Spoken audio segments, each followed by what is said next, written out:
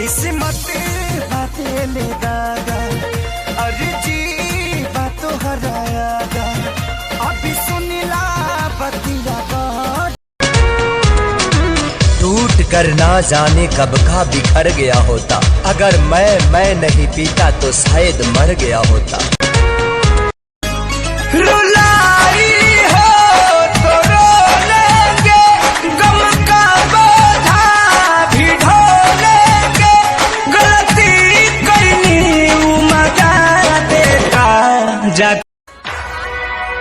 काहे कोइलू तू मोहब्बत जब करे के रहे बदनाम हो, दिल तोड़ के मुंह मोड़ के काहे को पूछता नी राजा जी बताई हो, और जो दिल की त जन खिसियाई हो, तातला पूरी खाए ते है बहुत की ना, तातला पूरी खाए ते है बहुत की ना, यारा के हो खोता पिया है करे जाऊं, ने बताया ही तो जाया ते बहुत की ना।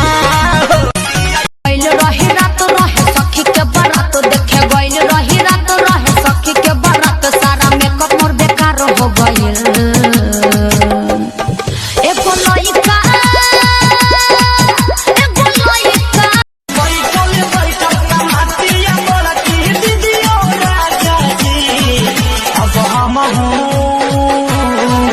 अब हम घरे बनाए वीडियो राजा।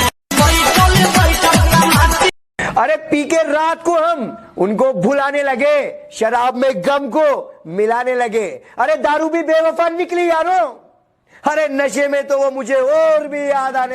वो लड़की बहुत याद आती है, अरे बेचैन दिल कब तक मिले कुछ पल तो राहत के, चाहत पे इश्क पे बेचैन दिल कब देख शादी के हो काट फेल कर बुका तो हाट जाए बेवफा, जा जा जा जाए बेवफा, न ससुरा तहरा रास आई हो, डोली उठे से पहले हमर लाश आई हो, डोली उठे से पहले हमर लाश आई हो। कैले बाड़ू जवन तवन कसैयो नकारी, ताहरा नियनता मुदहियो नकारी।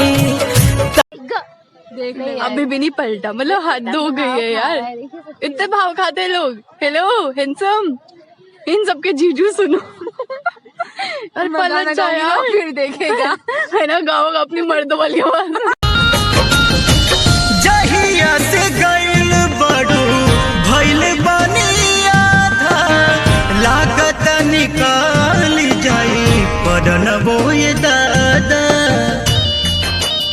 एहो गेहूं झाड़ता खेत में सारता, रोज देखी देखी हमर होकर जा फटता, भतारी साला सब दिन के गेहूं कटता।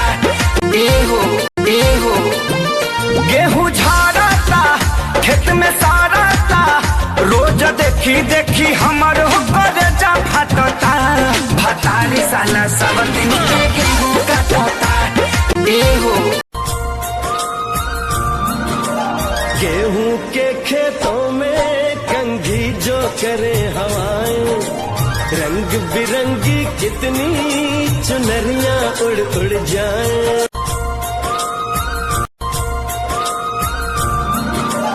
गेहूं के खेतों में कंघी जो करे हवाएं, रंग बिरंगी कितनी चुनरियां उड़ उड़ जाएं।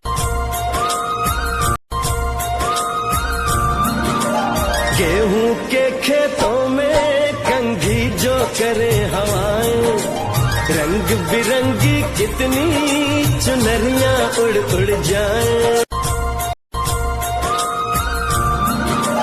गेहूं के खेतों में कंघी जो करे हवाएं, रंग बिरंगी कितनी चुनरियां उड़ उड़ जाएं। डोली चूड़ी कंगना हुआ न हुआ तो मेरा होगा। डोली चूड़ी कंगना हुआ न हुआ तो मेरा।